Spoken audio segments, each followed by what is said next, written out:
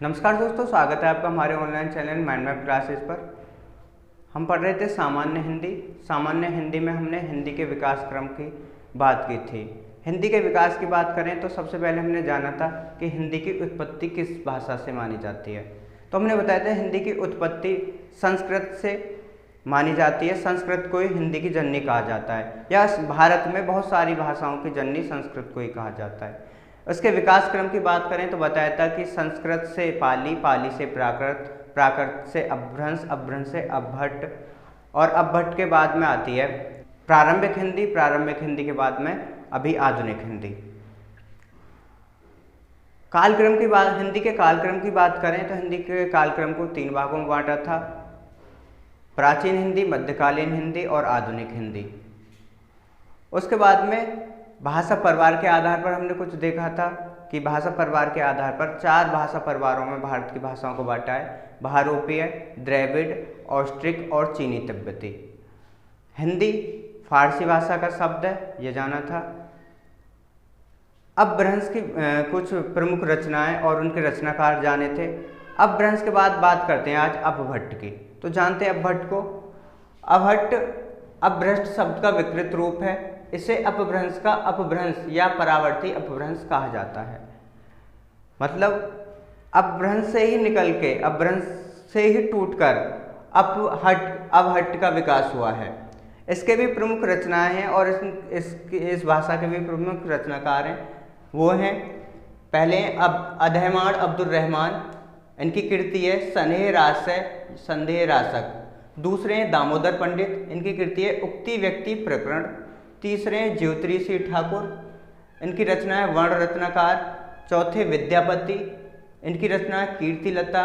और 5वें हैं रोड कवि, इनकी रचनाएं राउलवेल। तो ये प्रमुख रचनाकार थे और ये उनकी रचनाएं थी कुछ। अब जानते हैं हिंदी की उपभाषा व बोलियों की।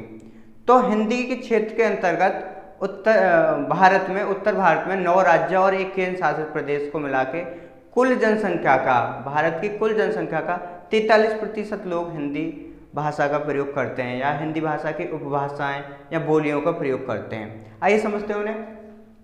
तो बोली के बाद बोली का व्यापक रूप लेती है उपभाषा, और उपभाषा का व्यापक रूप लेती है भाषा। तो देखते हैं बोली क्या है। तो बोली एक छोटे क्षेत्र में बोली जाने वाली भाषा होती है, जिसे बोली कहलाती है। इसमें साहित्यिक रचना नहीं होती, इसमें कोई भी लिटरेचरी काम या साहित्यिक रचना नहीं होती। दूसरी है उपभाषा। अगर किसी बोली में साहित्यिक रचना होने लगती है तो वह बोली न रहकर उपभाषा बन जाती है। मतलब बोली में ही अगर कोई साहित्यिक रचना होने लगे तो वह बोली न रहकर क्या बन जाती है, उपभाषा, और उसका जो क्षेत्र है थोड़ा और व्यापक हो जाता है।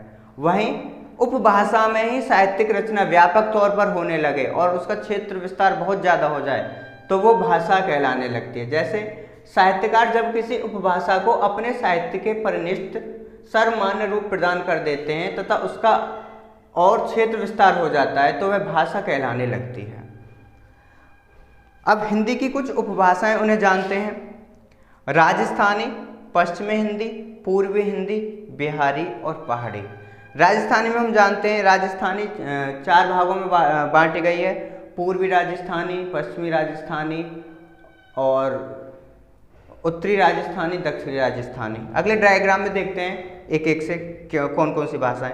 पश्चिमी हिंदी भी बांटी गई है: कोरवी या खड़ी बोली, कन्नौजी, बुंदेली और ब्रजभाषा। पूर्वी हिंदी में बघेली, छत्तीसगढ़ी, अवधी। बिहारी में भोजपुरी, मगही और मैथिली। पहाड़ी में कुमाऊनी और गढ़वाली। ये ऐसे उपभाषाओं में से फिर बोलियां छांटी गई हैं। तो इसका आगे डायग्राम देखते हैं किस प्रकार से।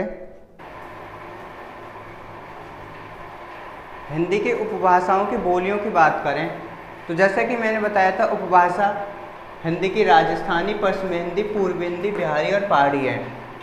ऐसे ही राजस्थानी की कुछ बोलियां हैं जो राजस्थान के उत्तर में बोली जाती है, मेवाती। राजस्थान के दक्षिण में बोली जाती है, मालवी। राजस्थान के पूर्व में बोली जाती है जयपुरी, और राजस्थान के पश्चिम में बोली जाती है मारवाड़ी। उसके बाद में अगर हम पश्चिमी हिंदी की बात करें तो पश्चिमी हिंदी कोरवी या खड़ी बोली, जैसे बांगरू या हरियाणवी भी बोलते हैं, जो कि उत्तर प्रदेश के शामली, मुजफ्फरनगर, मेरठ, सहारनपुर, बड़ौद, बागपत और हरियाणा से सटे जो क्षेत्र है वहाँ पे, और दिल्ली, ये भाषा बोली जाती है इन क्षेत्रों में। ब्रजभाषा उत्तर प्रदेश के मथुरा, आगरा, अलीगढ़, एटा, इटावा और मैनपुरी आदि क्षेत्रों में ये भाषा बोली जाती है। उसके बाद में बुंदेली, ललितपुर, सोनभद्र, झांसी आदि क्षेत्रों में बोली जाती है। कन्नौज, कानपुर, इटावा और इनके आसपास के जो क्षेत्र हैं उनमें कन्नौजी बोली जाती है। उसके बाद में अगर हम पूर्वी हिंदी की बात करें तो पूर्वी हिंदी में भी 3 बोलियां बोली जाती हैं, अवधी, बघेली और छत्तीसगढ़ी। तो अवधी उत्तर प्रदेश में बोली जाती है, बघेली मध्य प्रदेश में बोली जाती है और छत्तीसगढ़ी छत्तीसगढ़ में बोली जाती है। बिहारी भाषा की बात करें, उपभाषा की, तो बिहारी में भी फिर 3 बोलियां बोली जा रही हैं। भोजपुरी उत्तर प्रदेश और बिहार में बोली जाती है, मगही बिहार में और मैथिली भी बिहार में बोली जाती है। वहीं पहाड़ी की बात करें तो पहाड़ी भाषाओं में 2 भाषा हिंदी की आती हैं, कुमाऊनी और गढ़वाली। पहाड़ी भाषाओं में 2 भाषाएं आती हैं हिंदी की, कुमाऊनी और गढ़वाली। दोनों ही बोलियां उत्तराखंड में और हिमाचल प्रदेश में बोली जाती हैं। तो ये थे कुछ हिंदी के विकास क्रम के मोस्ट इम्पोर्टेंट टॉपिक्स। आगे हिंदी के विकास क्रम में और बात करते हैं। आज के लिए धन्यवाद।